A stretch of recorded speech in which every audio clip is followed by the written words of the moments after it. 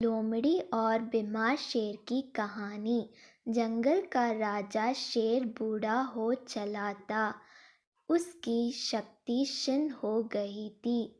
उसमें इतना बल शेष नहीं था कि जंगल में जाकर शिकार कर सके। इस स्थिति में उसके समरस भूखे मरने की नौबत आ गई थी।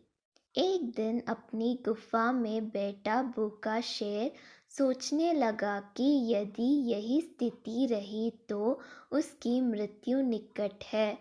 उसे कोई ना कोई उपाय सोचना होगा ताकि बैठे बिटिया ही भोजन की व्यवस्था हो जाए।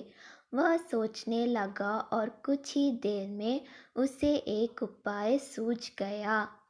एक चिड़िया की सहायता से उसने पूरे जंगल में अपने बीमारी होने की खबर फैला दी। जंगल के राजा शेर के बीमार होने की खबर सुनकर जंगल के जानवर उसका हालचाल पूछने उसके पास पहुंचने लगे। शेर इसी ताक में था।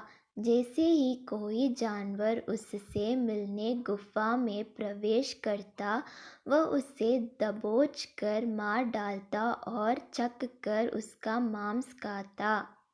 हर दिन कोई ना कोई जानवर उसे देख और शेर को गुफा में ही शिकार हाथ लग जाता। उसके दिन बड़े आराम से गुजरने लगे। अब उसे भोजन के लिए जंगल में भटकने की आवश्यकता नहीं रह गई थी। बिना मेहनत के उसे अपनी ही गुफा में भरपेट भोजन मिलने लगा था। कुछ ही दिनों में वह अच्छा मोटा हो गया। एक सुबह एक लोमड़ी उसे देखने आई। लोमड़ी चालाक थी। वह गुफा के अंदर नहीं गई, बल्कि गुफा के द्वार पर खड़ी ही हो गई। वहीं से उसने शेर से पूछा, वनराज, आपकी तबीयत कैसी है? क्या अब आप अच्छा महसूस कर रहे हैं? कौन हो मित्र, अंदर तो आओ। मैं बीमार बूढ़ा शेर बाघ से मिलने नहीं आ सकता। मेरी दृष्टि भी कमज़ोर है।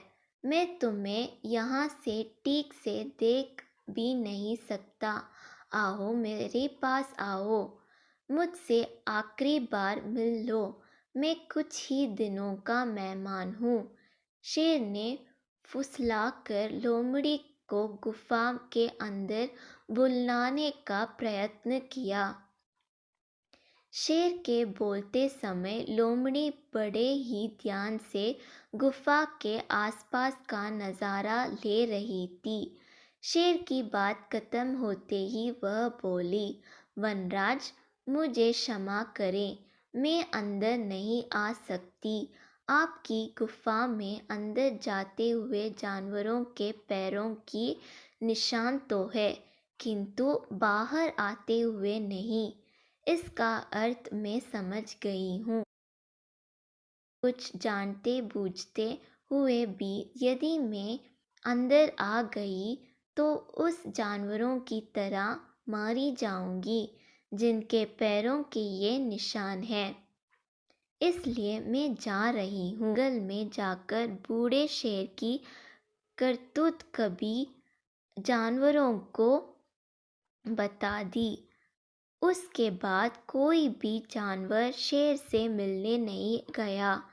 इस तरह अपनी बुद्धिमानी से लोमड़ी ने न सिर्फ अपनी जान बचाई बल्कि जंगल के अन्य जानवरों को भी शेर के हाथों मरने से बचा लिया। सीख: बुद्धिमान व्यक्ति दूसरों की गलती से सबक लेते हैं।